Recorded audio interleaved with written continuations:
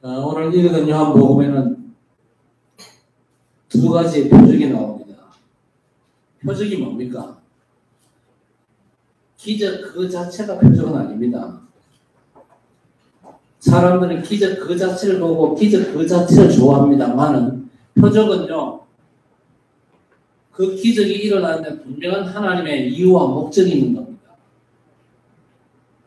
성경에 나타난 표적들은요, 예수님이 과연 누구시냐 그 사실을 증거하는데 그 표적이 쓰이게 되는 것입니다. 자, 두 가지 표적이 나오는데 하나는 가나 혼인잔치집에서 일어난 것입니다. 또 다른 하나는 뭡니까? 성전에서 일어난 사건입니다. 가나 혼인잔치집에서는요, 물이 포도주로 변한 표적이 일어나죠. 그 표적은요, 예수님의 모친인 마리아의 요청이 있어 일어난 것입니다. 그리고 성전에서의 일은요, 우리 주님께서 의도하신 아주 자발적인 그런 표적입니다.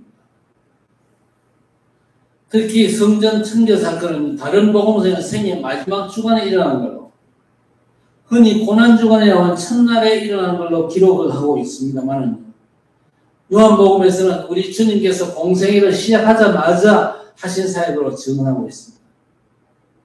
그만큼 이 성전 청결 사건은 예수님의 생애에 있어가지고 가장 중요한 사건입니다.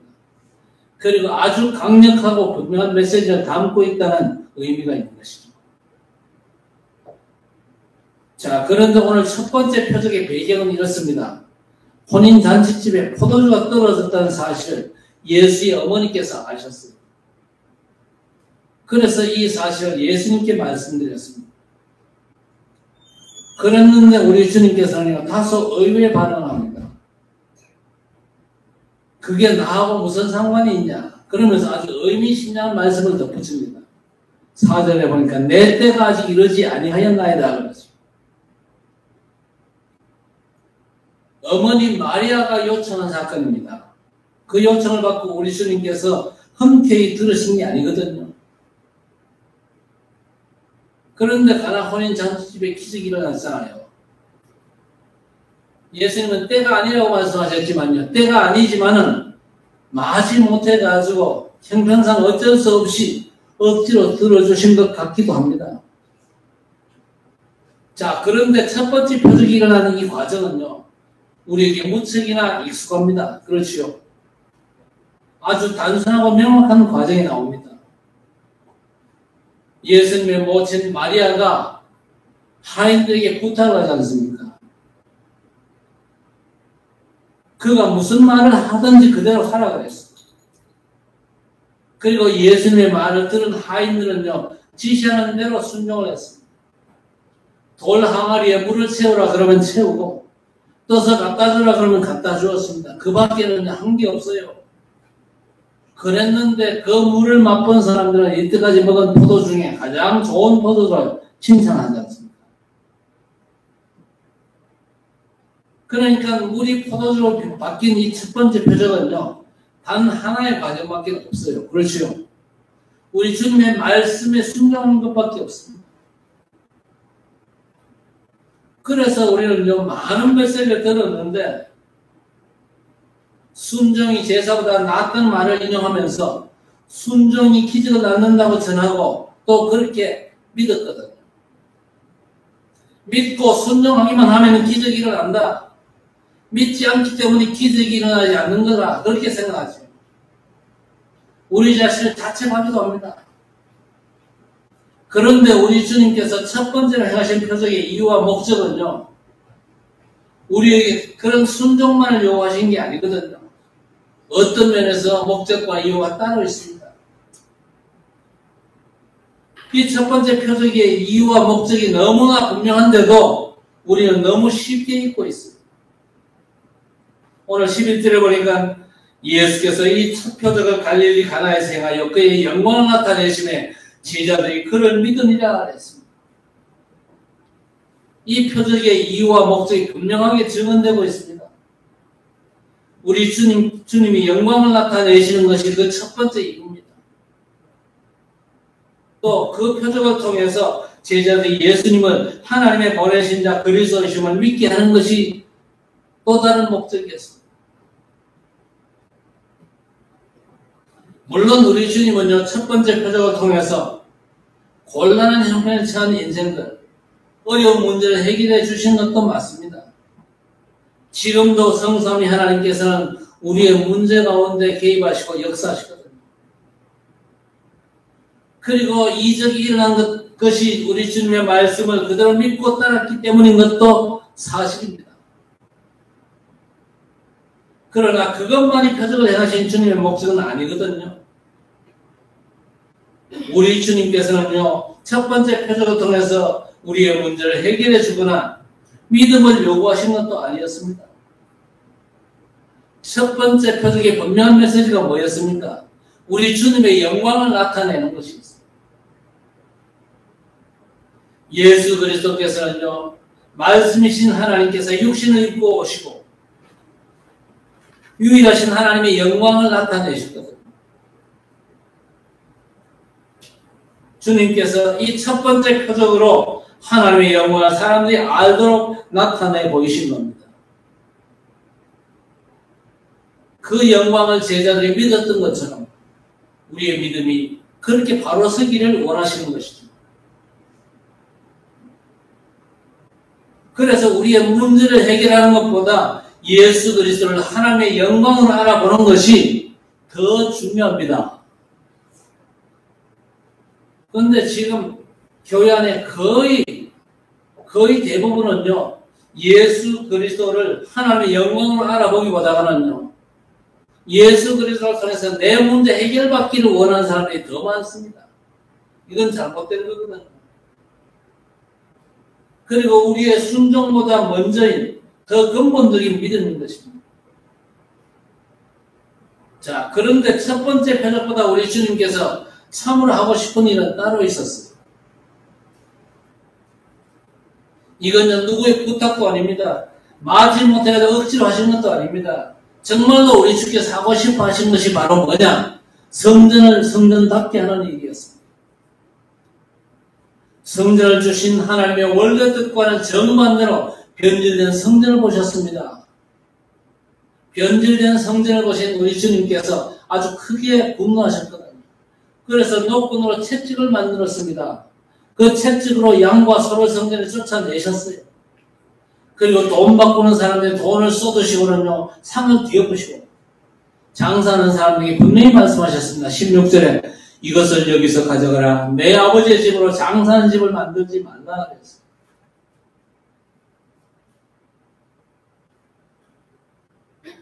예수님께서 성전을 청결케 하시는 이 분노의 현장을 보고 엇갈린 두 반응이 나왔어요. 제자들은요, 주의 전을 삼아 열심히 나를 삼키리라는 성경 말씀을 기억했습니다. 유대인들은요, 무슨 권세를 이렇게 하느냐고 따져왔습니다. 제자들은요, 시편 69편 9절의 말씀을 생각한 것이고, 유대인들은요, 표적을 요구한 것이었습니다. 오늘 18절에 내가 이런 일을 행하니 무슨 표적을 우리에게 보이겠냐. 그때 우리 주님은요, 주저없이 말씀하십니다. 19절에 너희가 이 성전을 헐라 내가 사흘 동안에 일으키리라. 이 말씀을 들은 유대인들은 도무지 이해를 못하는 겁니다. 이 성전이 어떤 성전입니까? 헤롯 대왕이 지은 성전 아닙니까? 46년의 긴 세월 걸려가지고 지은 건물인데, 그래서 20절에 뭐라고 그랬습니까? 이 성전은 46년 동안 지은 것인데 내가 3일 동안에 일으키겠냐? 그러면서 비웃었습니다. 그러나 우리 주님께서 사흘 동안에 일으키겠다는 이 성전은요, 돌로 지은 건물이 아니었습니다. 성전의 본질을 말씀하신 거예요. 그래서 성경 분명히 증언합니다. 22절에 그러나 예수는 성전된 자기 육체를 가리켜 말씀하신 것이야. 성전된 자기 육체를 가리켜 말씀하신 것이야. 이 말씀의 의미를 제자들은요, 예수께서 죽은 자 가운데서 사흘 만에 부활하신 후에야 이 말씀의 비밀을 깨달았습니다. 그리고 성경과 예수께서 하신 말씀을 믿었다고 22절에서 기록하고 있습니다. 우리 주님은 지금 표적 중에 표적을 말씀하신 겁니다. 성전된 자기 육체가, 그 육체가 모든 인류를 대신해서 죽었다가 사흘 만에 다시 살아나신 십자가와 부활, 이거야말로 그 누구도 대신할 수 없는 오직 그리스도만이 할 수 있는 표적 중의 표적인 것입니다.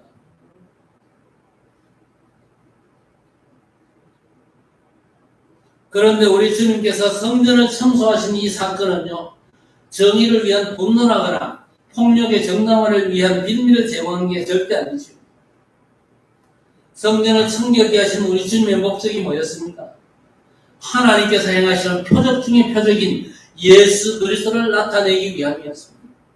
인류가 창세기 3장 문제에 빠진 뒤에 인류에게는요, 구원의 소망이 전혀 없습니다. 하나님께서 역사하지 않고는요, 하나님을 떠나 죄에 빠진 인간들이 구원받을 수 있는 길은요, 어디에도 없었습니다. 그래서 하나님께서 당신 자신이 육신을 입고 이 세상에 오셔서 고난 당하시고 우리의 죄를 대신해서 죽어주시고 그 죽음의 권세에서 3일 만에 부활하신 것입니다. 그렇습니다. 예수 그리스도의 십자가와 부활은 세상의 구원을 위한 성삼위 하나님의 표적임이 너무나 분명한 것입니다. 인생의 죄와 그 저주, 지옥의 문제를 해결하기 위한 하나님의 절대 계획이죠. 그 누구도 막을 수 없는 절대 주권으로 단번에 영원히 이루신 하나님의 구원사에게 축복인 것입니다.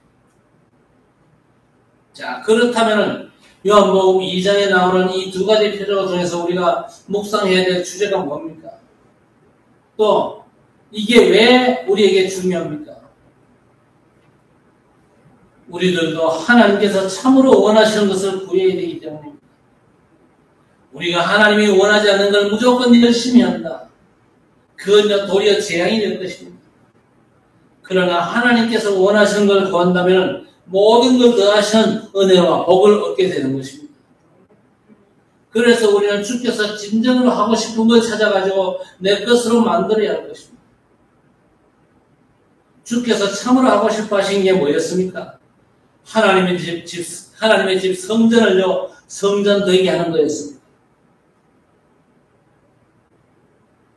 우리 주님께서는요, 교회가 교회되는 교회의 본질 회복을 원하시는 겁니다.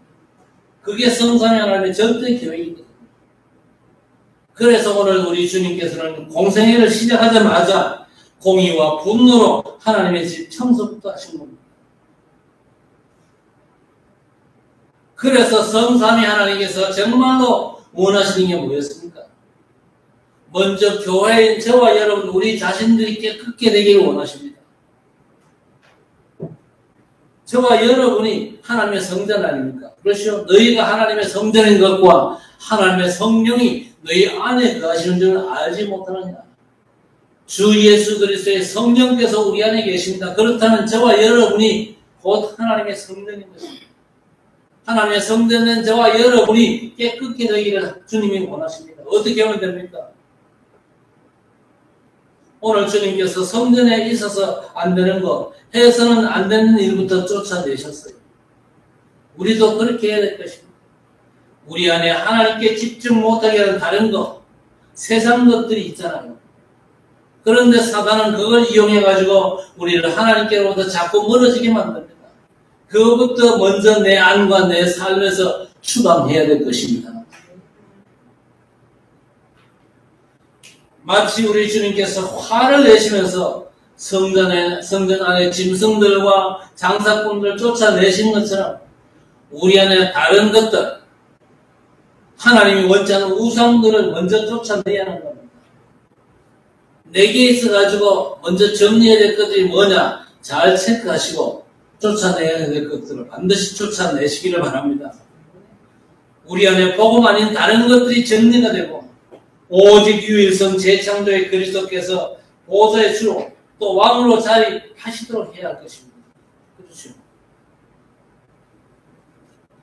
우리 주님께서는요, 모든 사람과 그 사람 속에 있는 모든 걸 다 아십니다. 그래서 자신을 의지하거나 사람에 대하여 누구의 증언도 받으실 필요가 없는 분인 것입니다. 그래서 우리도 우리 안에 깊이 각인된 사람의 말과 세상의 여론에 우리를 맡기지 말아야 할 것입니다. 내 안에 세상이나 사람의 말을 하나님 말씀보다 더 듣고 믿는 마음들을 싹 정리를 해야 된다 그 말입니다. 그게 바로 나의 성전을 청소하는 거예요. 그리고 신자의 모임인 교회에서 잃어버린 하나님의 성전이 회복되기를 원하시는 겁니다. 자, 그렇다면 교회가 잃어버린 것이 도대체 뭡니까? 우리가 놓친 건 또 뭡니까? 예수님 당시나 지금이나 다르지 않습니다. 우리가 우리 주님을 환하게 하는 것들이 여전히 존재한다 그 말이거든요. 가장 중요한 게 뭡니까? 교회 안에 새 뜰이 사라져버렸습니다. 이방인의 뜰과 기도의 뜰과 아이들의 뜰이 사라져버렸습니다. 원래 하나님께서 주신 성전에는 있었던 것들입니다. 거기는요, 이방인들이 모이는 뜰이 있었습니다. 그리고 열방을 놓고 기도하는 뜰이 있었고, 여자들과 아이들이 하나님을 찾아 경배하는 뜰이 있었어요. 그랬는데 그 모든 것들이요, 우리 주님 당시는 전부가 장사하는 것, 인간 탐욕이 넘쳐나는 강도의 소굴로 바뀌었던 겁니다. 정말 예수 그리스도의 교회는요, 사라진 이방인의 뜰, 그리고 237, 5천 종족을 위한 시스템과 공간이 반드시 있어야 됩니다. 하나님께 집중할 공간, 말씀과 기도를 치유할 시스템들이 반드시 있어야 되는 겁니다. 무엇보다도 우리 후대들이 세상 나가기 전에 세상을 바로 보고 세상에 휘말리지 않으면서 세상 살에 영적 힘을 키우는 시스템과 공간이 반드시 있어야 됩니다. 237 치유 서밋의 절대 망대로서의 성전이 반드시 회복되어야 하는 것입니다. 그런데 지금 세계 교회 실상은 어떻습니까? 어떤 면에서 옛날보다 지금이 더 하나님이 원하시는 교회와 거리가 멀어져 버린 건 아닙니까? 오늘 우리 주님은 본질을 잃어버리고 세상 장바닥이 되어버린 성전을 보시고는요, 화를 내시면서 판을 뒤집어 엎으셨어요. 교회를 본래대로 되돌려 놓은 사이로 제일 먼저 거룩한 열심 가지고 하셨던 것입니다. 이 성전을 헐라 내가 사흘 만에 다시 일으키리라.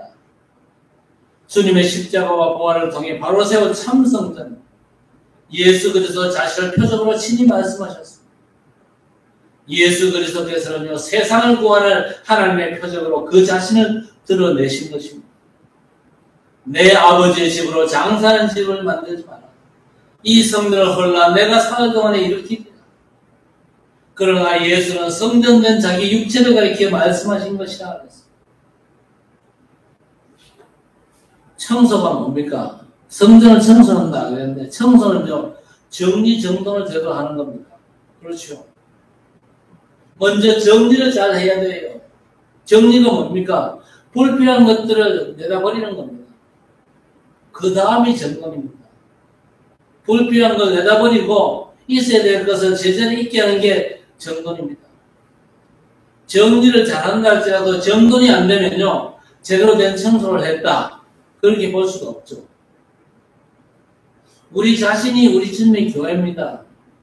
그래서 예수 그리스도 그 이름의 권세를 가지고 먼저 우리 자신을 정리하고, 그 다음에 교회가 새 뜰을 가진 하나님의 제자로 예수 그리스도의 몸된 교회로 제자들을 찾게 하는 것입니다.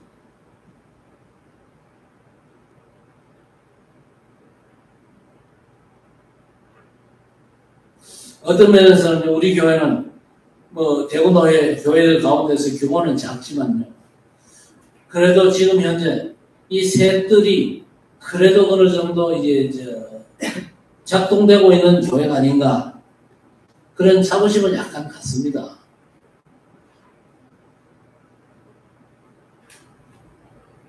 레몬트들이 모이는 장소도 있고, 또 우리 중직자들이 2, 3, 7, 5천 정도, 또 우리 후대를 위해서 기도하는 그런 타임도 있고, 또 우리 교회는 또 다민족도 있잖아요.